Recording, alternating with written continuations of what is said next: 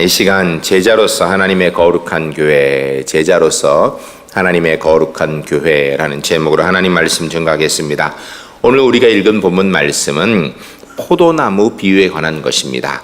포도나무 비유는 단순하게 포도나무를 이야기하려는 것이 아니라 예수님께서 포도나무 비유를 통하여 신앙생활을 어떻게 해야 하는가에 대한 말씀을 이야기해 주고 있습니다.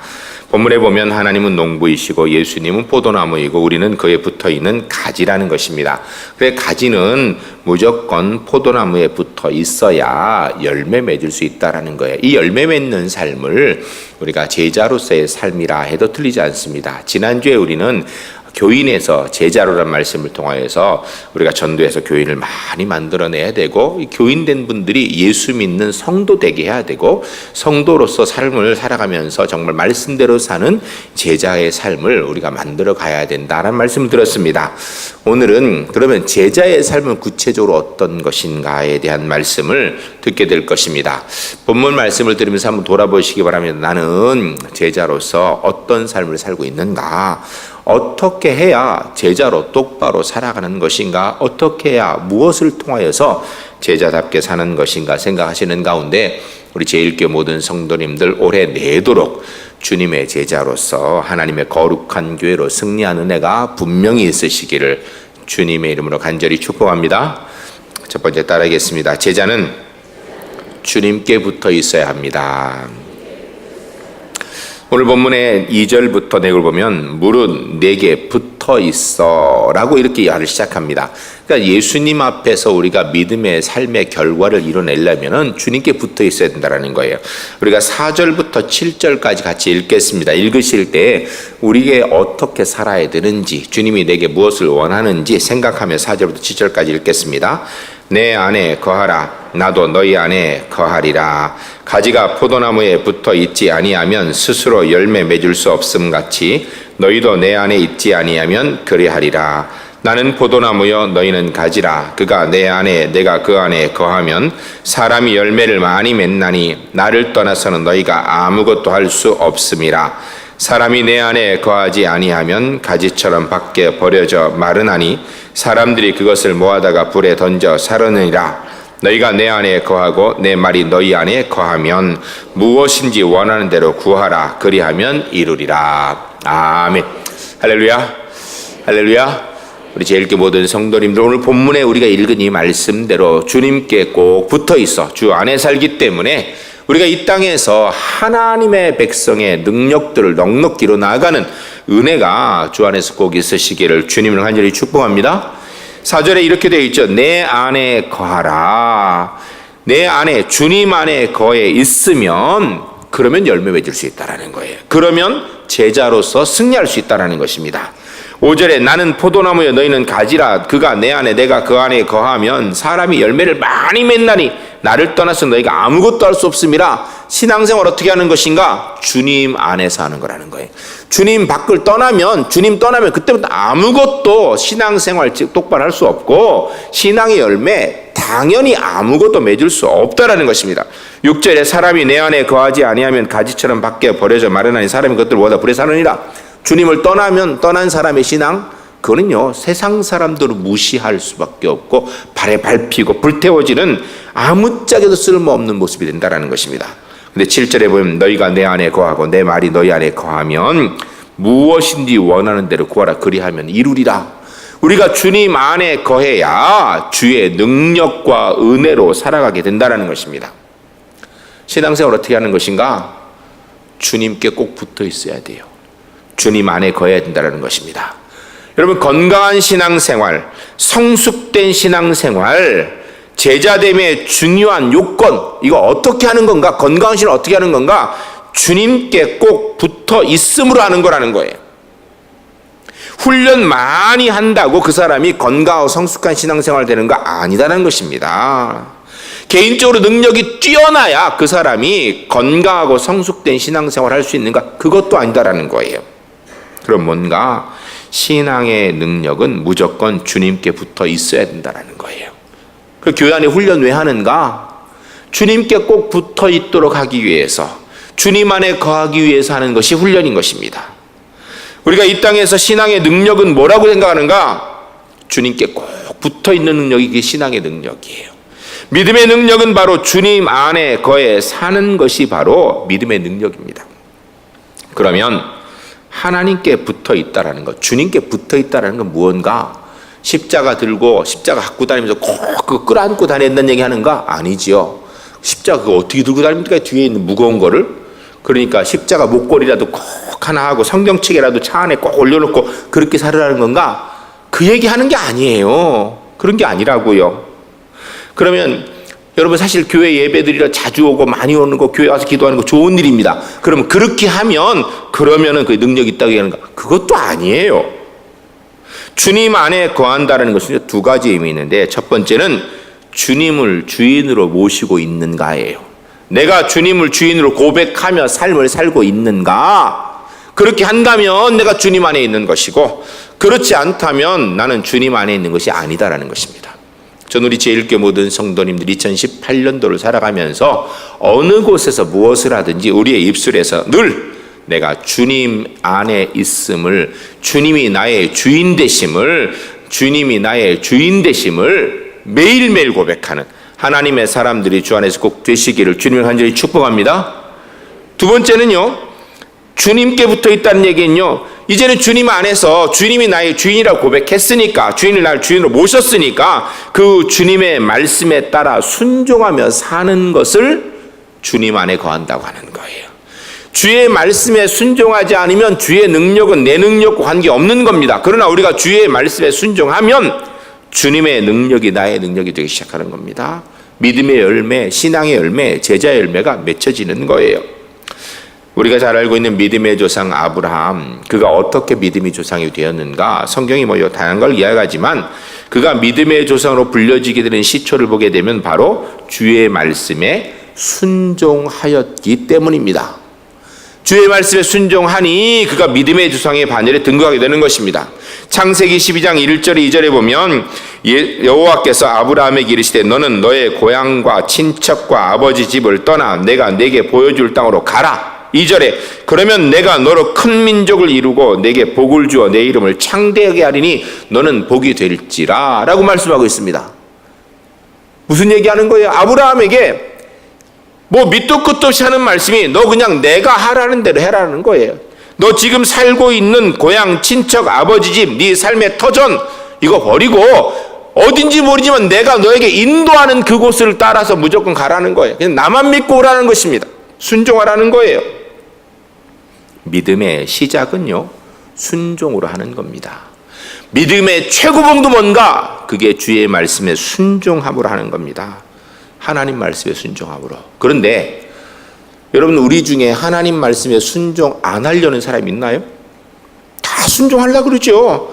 하나님 말씀에 순종하려고 하는데 왜 못하지요? 이유가 있잖아요. 상황이라고 못하는 거예요.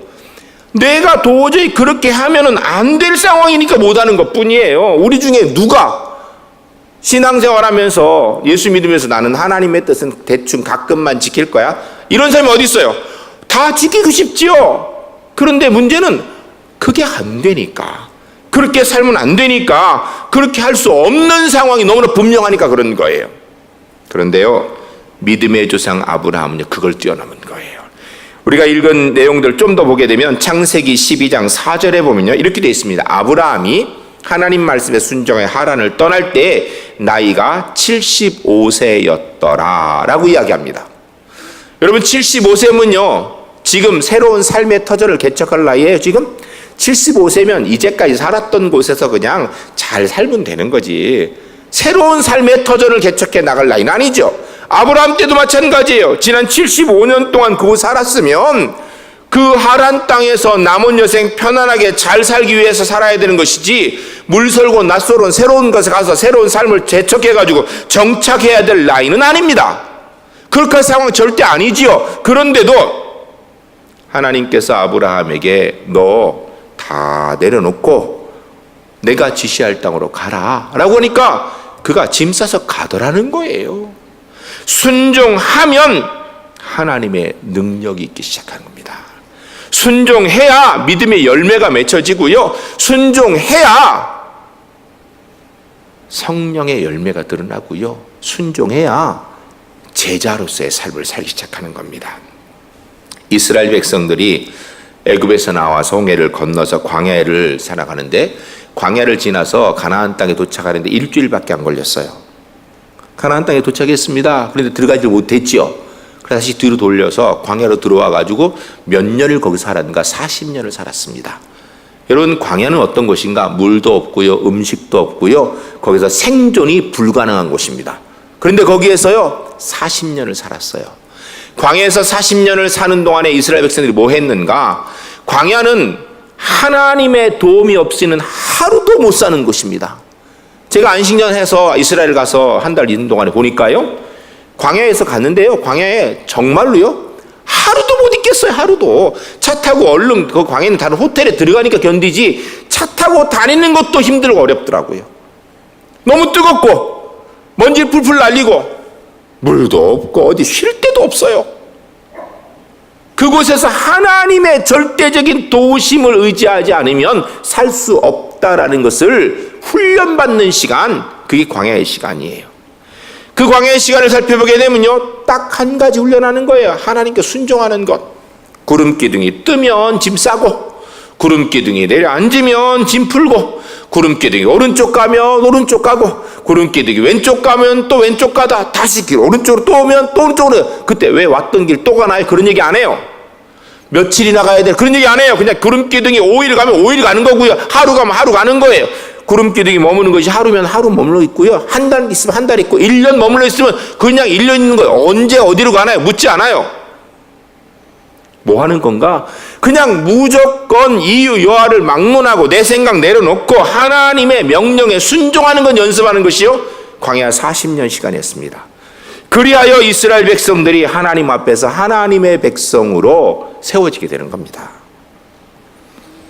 출애굽기 16장에 이스라엘 백성들이 광야에서 먹고 산 것이 나오는데 만나가 나옵니다. 만나를 통하여서 단순하게 먹고 살게 했는가? 아니에요. 이 또한 하나님 명령에 순종하는 거예요.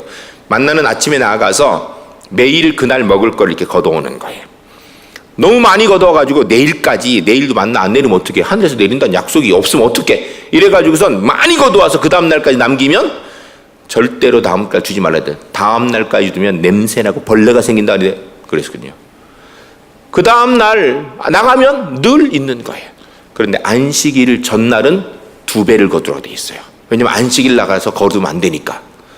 근데 사람들이 이 쉬운 것 가지고 자기 마음대로 해요. 어떤 사람은 잔뜩 걷어가지고 며칠 먹을 거 놔둬뒀어요.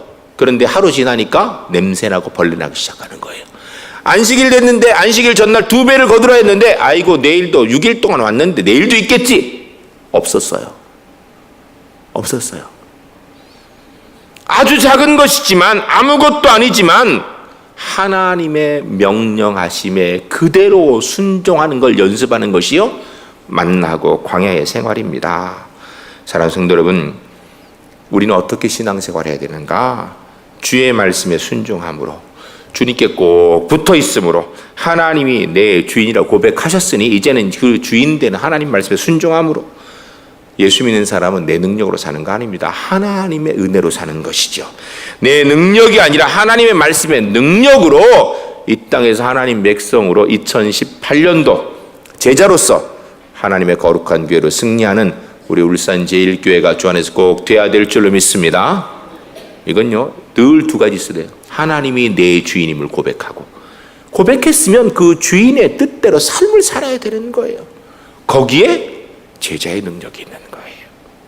2번째 따라하겠습니다. 제자는 열매를 맺어야 합니다. 우리가 읽은 내용이죠. 4절 5절에 보면 내 안에 거하라, 나도 너희 안에 거하리라. 가지가 포도나무에 붙어 있지 아니하면 스스로 열매를 맺을 수 없나니 너희도 내 안에 있지 아니하면 동일할 때 열매 맺지 못할 것이다. 그러나 나는 포도나무에 너희는 가지니 그가 내 안에 내가 그 안에 거하면 사람이 열매를 많이 맺나니 나를 떠나서 너희가 아무것도 할 수 없습니다. 여러분, 우리가 제자로서 신앙의 삶의 열매를 맺는 건 어떻게 맺는 건가? 믿음의 열매 어떻게 맺는 건가? 신앙의 열매, 제자의 열매 어떻게 맺는 건가? 그냥 주님께 붙어 있으면 당연히 나타나는 결과라는 거예요. 열매 맺는다라는 것은요, 주님의 말씀에 따라 순종하였더니 이런 삶이 드러나게 되더라. 그 삶이 그게 열매라는 것이에요. 신앙의 삶을 내가 억지로 살아가지고 무슨 열매를 맺어야 된다는 것이 아니라 내가 주의 말씀에 따라 삶을 사니까 이런 결과가 나타났다. 그게 열매예요. 전 우리 제1교회 성도님들 2018년도를 살아가면서 하나님이 나의 주인이심을 고백하고 주의 말씀에 따라 순종했더니 내 삶이 이렇게 되었습니다 라고 세상에 보여주고, 그 속에서 내 삶이 말씀에 따라 사니까 이렇게 달라지는구나 라는 것을 경험하는 하나님의 사람들이 주 안에서 꼭 되시기를 주님을 간절히 축복합니다. 이걸 바꿔 얘기하면요, 내 삶이 말씀에 따라 삶을 살한 결과가 드러나지 않으면, 내가 하나님의 사람으로 삶의 결과가 보이지 않으면 나는 하나님을 주인으로 고백한 거 아니고요, 말씀대로 살지 않았기 때문에 그래요. 근데 내 삶이 하나님의 사람으로서 믿음의 결과들이 드러나 있다, 열매가 있다, 그러면 내가 하나님의 사람으로서 주께 붙어 있어서 주의 말씀에 순종하며 삶을 살았던 거예요. 2017년도를 살아가면서 나도 그렇게 경험하고 주변 사람들한테 내가 억지로 그걸 보여주려는 것이 아니라 내가 주의 말씀에 따라 살았던 이런 삶이 있다라고 그냥 자연스럽게 좀 보여줍시다. 내가 말씀대로 살아보니까 다른 사람들, 이웃뿐 아니라 원수까지도 그냥 사랑했다라는 것을, 내가 원수를 하려고 막 몸을 치는 게 아니라 그냥 원수사랑을 말씀을 따라 붙들고 기도하다 보니까 사랑하게 되더라는 것 좀 보여줍시다. 내가 말씀대로 사니까 다른 사람은 다 탈세하는데 나는 세금 정확하게 정직하게 내고 있다는 거 보여줍시다. 나는 말씀대로 살기 때문에 다른 사람은 편하게 자기 마음대로 운전할 때 나는 법에 따라서 준법 운행하는 것, 그거 좀 보여줍시다. 하나님 말씀대로 살기 때문에, 나는 하나님 말씀대로 살기 때문에 사람들이 모이기만 하면 다른 사람 험담할 때 나는 그런 소리 안 하고 사람들을 격려하고 살려주는 말하는 그런 삶을 좀 살아보고 그건 보여줍시다. 내가 하나님 말씀대로 살기 때문에 생명을 하나님께서 지켜주시고 계심을 나도 경험하고 우리 이웃들에게 좀 보여줬으면 좋겠어요. 내가 하나님 말씀대로 살기 때문에 내 가정이 행복하고 내 일터가 행복한 일터임을 여러분 우리가 좀 증명해 보입시다. 말씀대로 사는 게 이런 거라는 걸 말씀대로 살았더니 이렇게 행복하더라 보입시다. 세상 사람들이 다 거짓말하고 자기 이득 취할 때 나는 하나님 말씀대로 정직하게 사는 거 보여줍시다. 때로는 어쩌면 그것 때문에 손해볼지 몰라요. 그래도 나는 하나님 말씀대로 사는 것이 우선이니까. 세상 사람들 올 때 바보처럼 저렇게 산다고 차라리 좀 욕 좀 먹읍시다. 말씀대로 살기 때문에 정직하게 살아봅시다. 창세기 39장에 요셉의 이야기가 나옵니다. 요셉이 형들에게 팔려서 보디발의 집에 종으로 들어가게 됩니다. 근데 종살이를 얼마나 열심히 잘했는지 그 가정의 총무가 되었어요. 그래서 이 보디발이 그 가정에 있는 모든 걸 요셉한테 다 맡겼습니다. 문제가 생겼습니다. 이 보디발의 아내가요, 잘생긴 요셉을 보고 자꾸 유혹을 하는 거예요. 그런데 이게 특별히 이 보디발의 아내가 나쁜 사람이라는 게 아니라 당시에 일반적으로 종은 남종이든 여종이든 유혹하여 자기 마음대로 취할 수 있는 게 일반적인 상황이에요. 그리고 그거 뭐 그렇게 심각하게 죄라고 생각하지도 않았고요. 그거 뭐 당연한 일 중에 하나였었어요. 그리고 만일에 그 주인의 뜻에 거절하면 종들은 혹독한 대가를 치르게 되어 있는 거예요.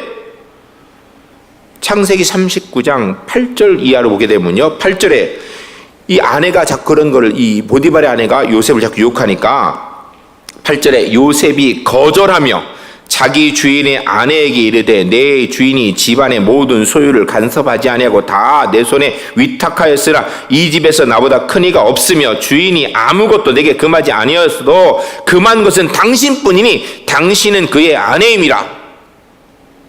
그런즉 내가 어찌 큰 악을 하나님께 죄를 지으리까? 남들 다 해도 일반적인 상황이 그래도 나는 하나님 앞에서 그런 죄는 지을 수 없다라는 거예요.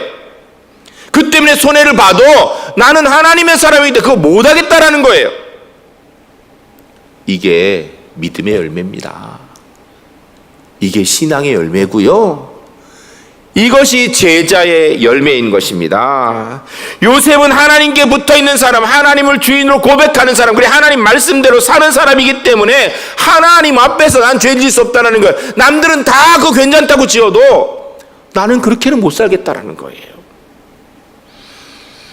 사랑하는 성도 여러분, 올해 2018년도 살아가시면서 이렇게 살았으면 좋겠어요. 아니, 이렇게 살아야 됩니다. 우리가 예수 믿고 다른 삶을 살려고 노력하는 게 아니라 하나님의 말씀대로 살려고 애쓰다 보니까 사람과 구별되어지고 세상과 달라지고 그런 삶의 모양들, 신앙의 열매들, 제자의 열매들이 가득가득 채워지는 것을 경험하는, 그것을 보고 세상에 보여주는 그런 간증이 있는 우리 울산 제1교회 하나님의 사람들의 삶이 주 안에서 꼭 될 수 있기를 주님을 간절히 축복합니다. 세 번째 따라하겠습니다. 제자는 하나님께 영광을 돌려야 합니다. 우리가 8절 말씀 같이 읽겠습니다. 읽으실 때 주님 이렇게 살기로 합니다. 이러한 복과 은혜 허락하옵소서. 기도하는 마음으로 같이 읽겠습니다. 너희가 열매를 많이 맺으면 내 아버지께서 영광을 받으실 것이요 너희는 내 제자가 되리라. 아멘. 할렐루야. 할렐루야. 이 8절 말씀의 은혜가 우리 제1교회 모든 성도님들의 삶의 은혜가 될 수 있기를, 신앙의 은혜가 될 수 있기를 주님을 간절히 축복합니다. 우리가 하나님께 붙어 있으면 세상과 다른 삶이 저절로 드러나게 된다는 거예요. 그 자체가 하나님께 영광이 된다는 것입니다. 내가 하나님의 말씀대로 살려고 하나님을 주인으로 고백하며 말씀 붙들고 살아가니까 세상과 달라 구별되는 모습이 그 자체가 하나님께 영광 된다는 거예요. 그리고 나서 결국은 세상에 때로는 저 바보 같은 놈 어떻게 저러고 사냐 이럴지 모르겠지만 결국 저 예수 믿는 사람이구나 라고 그렇게 인정하게 된다는 것입니다. 여기서 중요한 것 한 가지가 있습니다. 바로 말이에요. 말. 우리의 말은요 하나님의 영광을 꼭 이야기해야 돼요. 다른 말은 적게 해도 됩니다. 아니 안 해도 돼요. 그러나 하나님께 영광 돌리는 말은요 우리가 입을 벌려 꼭 해야 됩니다. 창세기 41장에 요셉이 바로의 꿈을 해석하는 게 나옵니다. 바로가 꿈을 꿨는데 아침에 일어나니까 너무너무 뒤숭숭해. 그런데 무슨 꿈인지 생각도 안 나고 이게 무슨 꿈인지 알질 못하겠는 거예요. 그래서 박사들, 술객들 불러가지고 내가 꿈 꿨는데 맞춰봐라, 좀 해석해봐라. 그러니까 아무도 몰라요.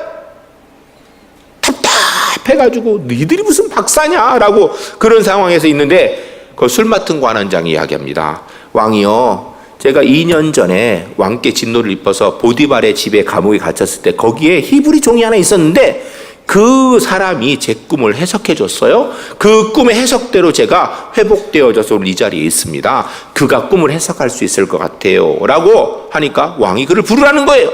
요셉이 그래서 왕 앞에, 바로 앞에 나간 겁니다.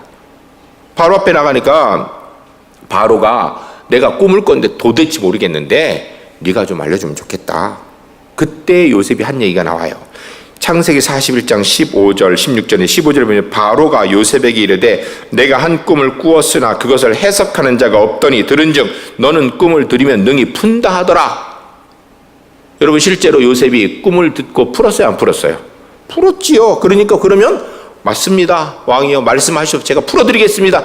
이렇게 얘기할 수 있겠죠. 그런데 요셉 그렇게 얘기 안 했어요. 16절에 보니까 요셉이 바로에게 대답하여 이르되 내가 아니라 하나님께서 바로에게 편안한 대답을 하시리이다.